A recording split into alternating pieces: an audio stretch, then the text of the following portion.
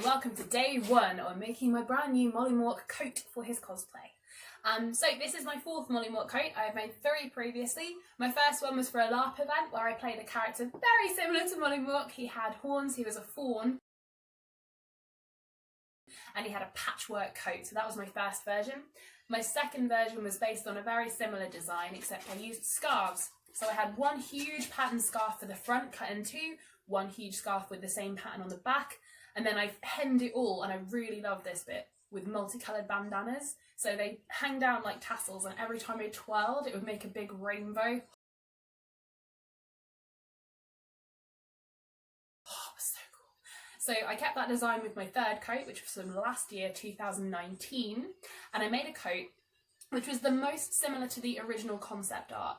Now, I'm not a stickler for that. There's loads of brilliant Mollymauk cosplayers out there who are already making beautiful designs almost exactly the same as the original art, and I love them so much. But that's not what I'm doing here, so if that's what you want, sorry. Basically, I don't care about being too accurate. I love Molly. I think I understand him enough that I can play him well-ish. So I am going to make a coat similar to how I did last time, which was, instead of using the original art, I used the rough patterns and designs, but instead I added my own ideas. So what I had was, I had an image or a pattern or a design relating to each member of the Mighty Nine and Vox Machina. So all over his coat was basically the story of Critical Role, and I loved it so much.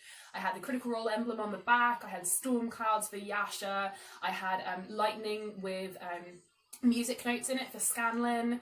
I had, well, you're gonna see it, but anyway, I had loads of different stuff and it was really cool. I had how do you want to do this written across the hood. I really should have the coat with me here to hold up. I'll do it in another video, but for now, coat number 4.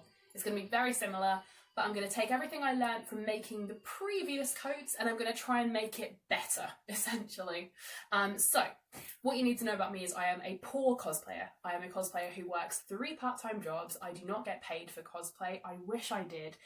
I've got this idea, right? So can we make it like Disney princesses? So can I get paid to just rock up at a birthday party or an event dressed as Mollymauk? Could I not? Can I do that? Can we do this, please? Can we make this happen? Like, minimum wage, I don't care. Minimum wage and cake. I'm good. It'll happen. It'll be fine. But yeah, I would happily do this. So on the note of me being a poor cosplayer, this is what I am using for the base of Molly's coat. This I got from a charity shop, and I'll show you what it is. It is, as you may have been able to tell, it is a pair of red curtains. Hello. So basically, these pair of curtains cost me £3.50 in a charity shop, or thrift store to our American friends. And they've got, oh, I thought I took all these out. They've got these little toggles. I'm going to keep these though. You will learn this about me very soon as you watch these. I am a make-do with whatever you can find cosplayer. I frequent the local tool shop and find loads of different things. When I made Keyleth and I made Sleeping Beauty cosplay from, not the original Sleeping Beauty, it was from a Netflix show.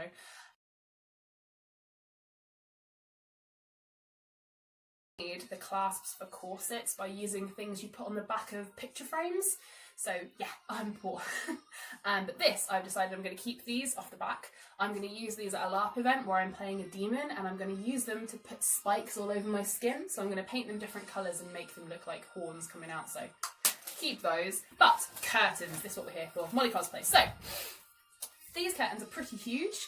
I've got 2 of them, so I'm going to use it to make the base of the coat, and I'm going to use it to make the hood and the sleeves as well. So, what do I need?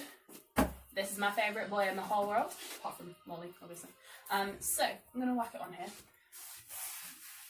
And already, you can tell it's going to be plenty long enough, with loads of extra material left for sleeves, etc. I've deliberately made him a little bit taller than me so that I can make the coat hang quite low. I am not going to make it all the way to the floor because I'm a UK cosplayer, which means most of my conventions take place in rainy washed places, and my boots for Molly are already made of suede and I really can't afford to have the coat dragging in puddles as well. So what I'm going to do now is a jump cut from this just hanging. I'm going to pin it so you can see it hanging. Hang on. There we go. Never without a pin. There we go. So, that's the fabric. It's hanging on the mannequin looking all lovely. Ta-da! So, get ready for a jump cut from that to me pinning it and cutting it into a bit of a shape. Woo!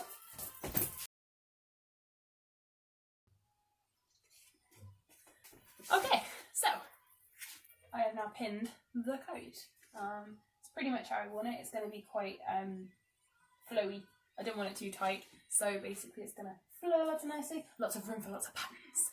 However, as I promised, this is the coat from 2019. Ridiculously proud of this coat, even though it's not exactly how I wanted it, but again, learned lots of things while I was doing it, and it did win me a competition, so it won me the local cosplay competition, which I'm still about. So basically, something good about it, and I do like it. So, I'm going to play spot the thing that's for each character here. So as you can tell, I'm going to basically do a very similar thing, only better. So we've got Percy's mask here with some smoke, I like that. We've got donuts and lollipops for a jester, got a bow for bow. We've got Pike over here, which is Sarah and Ray's son. Down here in the stripes, I don't know how well you can see this, but down here in the stripes, we have got dagger, dagger, dagger, dagger. This is for Vox. And then down here we've got flames, which go all the way around the bottom of the coat. These flames are for Caleb. So that's that one side. And then you've got buttons in various places. The buttons are all for Knot. Round to the back. Whoop! So you've got storm clouds and lightning for Yasha. And then it comes out in sort of a wing shape. That's more for Yasha. Got music notes coming out of the lightning for Scanlan. You've got the Critical Role logo, which I am definitely going to put on the back of the other coat as well. And then right at the bottom you've got the sun tree, because I just really like the idea of having the sun tree on there. And then you've got Jenga and 9, which I think I'll keep as well, because why not? Over here, you have got, underneath this sleeve, you've got mushrooms and flowers, which are for Caduceus. And then right down the bottom, you've got these waves, which are for Ford.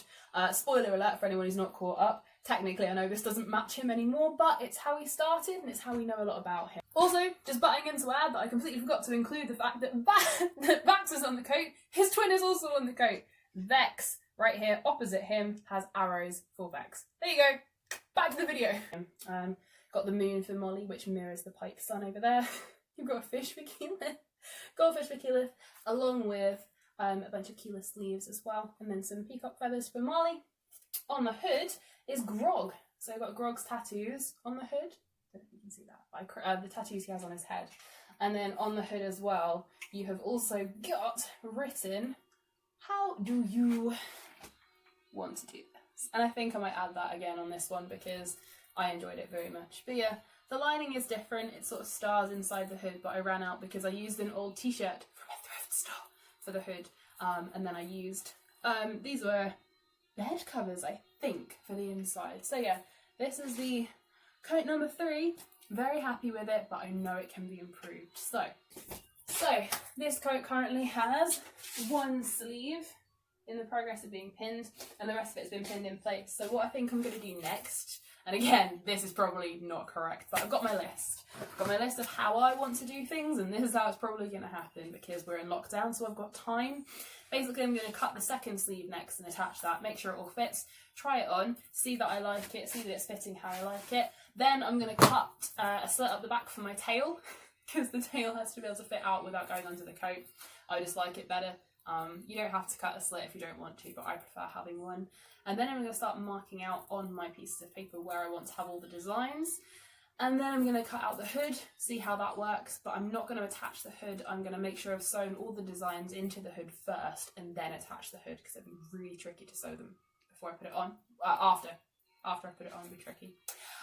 The sleeves, again, I'm also going to sew the designs into the sleeves, probably some stripes. And on my other one, I had like vine leaves going up, and I think that's more interesting than just plain stripes because, well, I'm weird, so let's do weird stuff. I might actually ask for ideas. I might do a thing and see if anyone wants to suggest things for me to throw on the coat. And then after that, I'm going to sew the whole thing together. So leaving off the hood, what I'm going to do, I'll get both sleeves together, sew the whole thing, make sure it's fitted exactly how I want, and then I will start putting the designs on the coat itself. And then right at the end, I will put the lining on the coat. Ooh, do you want to see the lining? Jump. Quite literal jump cut. So currently, and I haven't checked yet to see if it'll fit, so this may end up changing. Currently, this is what I'm going to use for the lining. This is what I bought from a charity shop. It is about 5-6 sizes too big for me, so hopefully there'll be a lot of material. Again, if there's not enough, I'll edit my plan. But so far, it is this. This will be my lining. I know it doesn't have stars and moons on it, believe me, I looked and looked, couldn't find anything with that on it, and I did find this really beautiful fabric online that was beautiful and almost exactly what I wanted, and it was £50 per metre. Now, I love Mollymauk. I love him to pieces, but I don't love him that much. Like, I'm not going to spend 300 quid on... Oh, so no, that's not happening. So instead, I am going to be attempting to use this. Hopefully there'll be enough. If there isn't, I may end up using this for the inside of the coat and something else for the hood and the sleeves. We'll see how it goes.